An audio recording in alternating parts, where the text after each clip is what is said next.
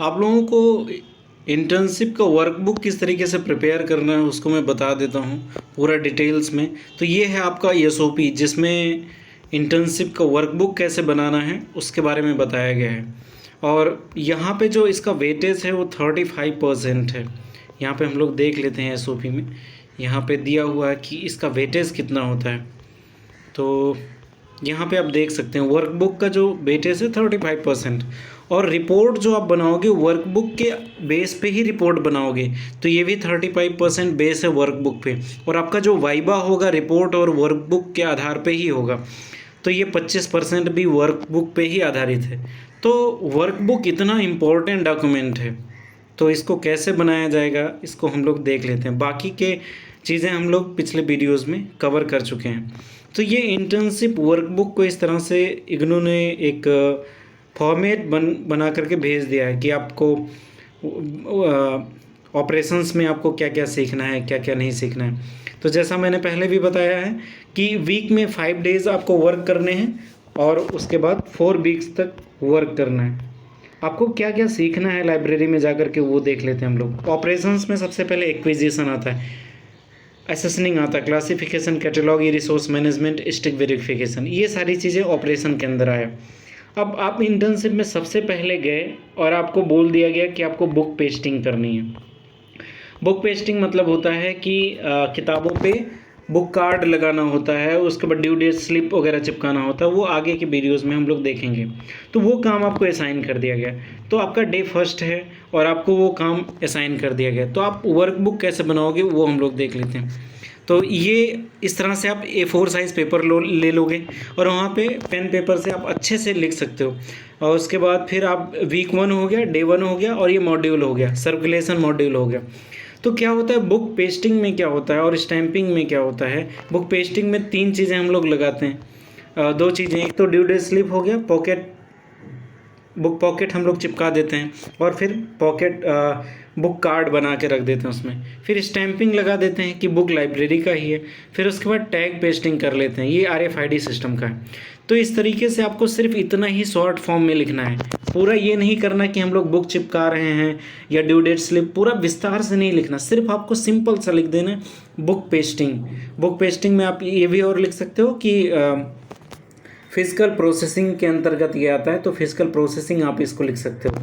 फिर उसके बाद स्टैंपिंग आपने लिख दिया, उसके बाद आपने बुक टैग, बस इतना ही एकदम शॉर्ट में लिखना है, क्योंकि जो आपका रिपोर्ट बनाओगे उसमें आपको विस्तृत लिखना है। तो ये 3 काम आपने लिख दिया और नीचे फर्स्ट वीक के फर्स्ट डे में सुपरवाइज़र के अपने सिग्नेचर करवा दिए। ऐसे ही डे 2 में मान लीजिए आपने कुछ और सीखा, RFID के बारे में आपने सीखा, तो आपने 1 में लिखा RFID, 2 में आपने लिखा कुछ और 3 में आपने लिखा उसके बाद उसका मॉड्यूल क्या है, ऑटोमेशन हो गया, फिर आपने सिग्नेचर करवा लिया। तो इसी तरीके से आपको डे 1 से डे 5 लिखना है, फिर सेकेंड वीक का 1 to 5 लिखना है, फिर थर्ड वीक का 1 to 5 और फोर्थ वीक का 1 to 5 लिखना है। तो ये 20 डेज़ का आपका पूरा वर्कबुक बन के तैयार हो जाएगा, कई पेजेस में लगेंगे। तो खूबसूरत सा इसको और भी सजा करके अच्छे ढंग से आप लिखना। उसके बाद क्या होगा, यहाँ पे हम लोग इस मॉड्यूल को देख लें तो इसमें इसी तरीके से बताया गया। अब देखो, अब ये है डे 1 में आपको जो टास्क और असाइंड वर्क आपने जो परफॉर्म किया 1 2 3 आपने करी है, उसके बाद नीचे आपने सुपरवाइज़र के सिग्नेचर करवा दिए। तो इसी तरीके से आपको A4 साइज़ पेपर का लेकर के आप अच्छे से उसको बना देना। और उसके बाद पहले आपने डे 1 का लिखा, उसके नीचे आपने डे 2 का लिखा, बगल में नहीं लिखना क्योंकि आपके पास स्पेस नहीं बचेगा। ये देखो A4 साइज़ का ये पेपर है, डे 1 का आपने ऊपर लिखा, फिर उसके बाद नीचे डे 2, फिर उसके नीचे डे 3, ऐसे आप लिखते हुए चले जाओगे। और हर दिन के नीचे, जैसे डे 1 का आपने कंप्लीट किया तो उसके नीचे साइन ऑफ सुपरवाइज़र, डे 2 का आपने कंप्लीट किया तो साइन ऑफ सुपरवाइज़र, हर डे के नीचे जो आपने टास्क कंप्लीट किया सुपरवाइज़र के साइन मस्ट हैं। और ये रोज़ करवाने की ज़रूरत नहीं है, जब आपका इंटर्नशिप पूरा हो जाए तो इकट्ठे आप करवा सकते हो, या कोई रोज़ कर देता है फिर तो बढ़िया है। और वर्कबुक आप लगातार आप बनाते जाओ और उसको खूब सुंदर से सजा करके आपको करना है। और उसके बाद फिर इसमें क्या है कि आप जैसे जाओगे तो ज़रूरी नहीं कि आप इसी हिसाब से बनाओगे कि पहले दिन गए और उसमें ऑपरेशंस का ही आपको सिखाया जाएगा, ये ज़रूरी नहीं है। जैसे कि मैं गया लाइब्रेरी में तो सबसे पहले मुझे बोला गया कि आप बुक पेस्टिंग करिए। अब बुक पेस्टिंग किस में आएगा, सर्कुलेशन के अंदर, क्योंकि हम बुक को सजाएंगे, क्यों, क्योंकि जिससे हम यूज़र्स को प्रोवाइड कर सकें। तो ये सर्विसेज, पहले दिन मेरा सर्विसेज हो गया, तो हम लिखेंगे day first services circulation, circulation services लिखेंगे। अगले दिन मान लीजिए मुझे बताया गया कि जो नई किताबें आती हैं उस पर एक्सेशन नंबर लिखना हुआ, उसको एक नंबर दिया जाता है, तो वो हमने एक्सेसनिंग किया तो वो आ गया ऑपरेशन में। मान लीजिए तीसरे दिन हम लोगों को बोला गया कि आप RFID टेक्नोलॉजी से किताबों को लो और वापस करो, तो ये हो गया ऑटोमेशन के अंदर। तो ऐसे आपको लिखना है, ज़रूरी नहीं कि जब ऑपरेशंस पूरा सीख लोगे फिर आप ऑटोमेशन पे आओगे। जब ऑटोमेशन सीख लोगे तब एडमिनिस्ट्रेशन पे आओगे। एडमिनिस्ट्रेशन में कई बार वो फाइलिंग वगैरह करने के लिए बोलते हैं कि आप फाइलिंग करो, लेटर्स और जो नोट्स वगैरह हो वो सारी चीज़ें करो। फिर उसके बाद पब्लिकेशन के बारे में आप लोग सीखते हो। तो इस तरीके से आपको वर्कबुक बनाना होगा और वर्कबुक को लिखना होगा प्रॉपर तरीके से, और आपने क्या क्या सीखा उसके अकॉर्डिंग। और जैसे आपको देखना होगा कि कई बार क्या होता है कि एक्सेल पे आप कोई काम कर रहे हो, तो एक्सेल पे आपने क्या क्या बिल्स जो है आपके लाइब्रेरी में उसको एक्सेल पेज पे जा करके सजा दिया, लिख लिया, नोट्स बना लिया और पेज बना लिया, तो वो हो गया digitising materials, sorry database creation हो गया। तो आपने एक डेटाबेस बना दिया तो वो ऑटोमेशन के अंदर आ गया।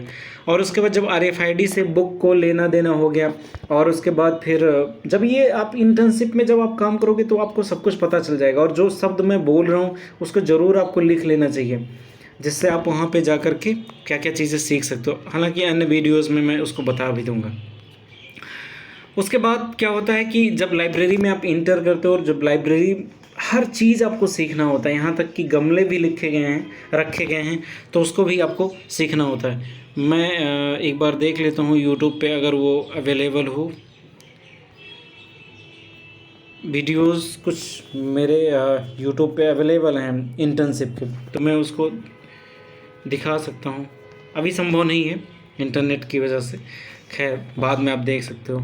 तो उसके बाद फिर यहाँ पे जो फर्स्ट पेज हो इसका वर्कबुक का, उस पर आपको ये सारे डिटेल्स लिखने हैं, name, enrolment, number of student, programme, year enrolment attach, और इंस्टीट्यूशन का नाम, टाइम पीरियड, ये सारी चीज़ें। हालांकि ये सर्टिफिकेट पे आपको लिखा रहेगा, और सर्टिफिकेट कैसे आपको मिलेगा, उसका फॉर्मेट कैसे होगा, मैंने वीडियो में बता दिया है। और ये सारी चीज़ें उसमें आपकी शामिल होंगी वर्कबुक में। Operations, activities, routines, services, automation, digitisation, administration, publication, any other. अब देखो इन्होंने ये पूरा बना के दे दिया, बट लाइब्रेरी में जब आप वर्क करने जाओगे तो इसके हिसाब से वो बिल्कुल नहीं सिखाएंगे, और वो ट्रेनिंग सेंटर नहीं है, वो सीधा बोलते हैं ये ट्रेनिंग सेंटर नहीं है। तो जो भी वहाँ पे आपको सिखाया जाएगा उसमें आपको खोजना होगा कि ये जो आज मैंने फाइलिंग की है वो किसके अंदर आएगा, ऑपरेशन के अंदर आएगा, ऑटोमेशन, डिजिटाइजेशन किसके अंदर आएगा, वो आपको खुद ही देखना पड़ेगा। और प्रतिदिन जो आप काम कर रहे हो उसको ज़रूर लिख लो, उसका फ़ोटो क्लिक कर लो, उसका वीडियो बना लो, जिससे आपको पता चल जाए कि कौन कौन से आपको काम किया। और ये जो विस्तार से ये दिया हुआ बहुत इम्पोर्टेंट है। और कुछ लाइब्रेरी में जैसे पब्लिकेशन वर्क नहीं होता, तो आपको पब्लिकेशन वर्क कैसे सीखोगे, आपको क्या करना है कि जो इंस्टीट्यूट, मान लो कॉलेज लाइब्रेरी है या स्कूल लाइब्रेरी है या कोई रिसर्च सेंटर है, तो वहाँ पे जा कर के उस सेंटर में या इस कॉलेज के अन्य विभाग में पता करना है कि क्या वो पब्लिकेशन का काम करते हैं। अगर करते हैं तो उस कमेटी हेड से या कमेटी के किसी मेंबर से आप पूरी जानकारी ले लेना। और उसके बाद लाइब्रेरियन से आपको बात करना होगा, इन सारी चीज़ों के बारे में पूछना होगा कि सर ये CAS सिस्टम कैसे होगा। आप CAS सिस्टम के आपके बारे में पता ही नहीं होगा तो आप कैसे जा कर के उससे पूछ पाओगे। तो पहले आपको पढ़ कर जाना पड़ेगा कि एक्विजिशन क्या होगा, एक्सेसनिंग क्या होगा, ये आप पहले थ्योरी पूरा रिवाइज कर लो, फिर उसके बाद लाइब्रेरी में जाना। फिर उसके बाद उस प्रश्न भी आप तब पूछ सकते हो, और पूरा का पूरा वर्कबुक, इसके वर्कबुक के अकॉर्डिंग आप पूरा सीख लोगे। और इस तरीके से आपको पूरा वर्कबुक आपको बनाना होगा। ये आपका फॉर्मेट रहेगा, इसको खूब सुंदर सा आप बनाना। मैंने ऐसे जस्ट सिंपल लिख दिया है। तो वीक 1, डे 2, डे 1 सर्कुलेशन, ये मॉड्यूल हो गया। उसके बाद फिर यहाँ पे ऑटोमेशन भी आपको लिखना पड़ेगा जब आप RFID वगैरह करोगे, और इस तरीके से आप साइन अप सुपरवाइज़र करो। सो मुझे लगता है ये आपके लिए हेल्पफुल होगा, और थैंक यू वेरी मच।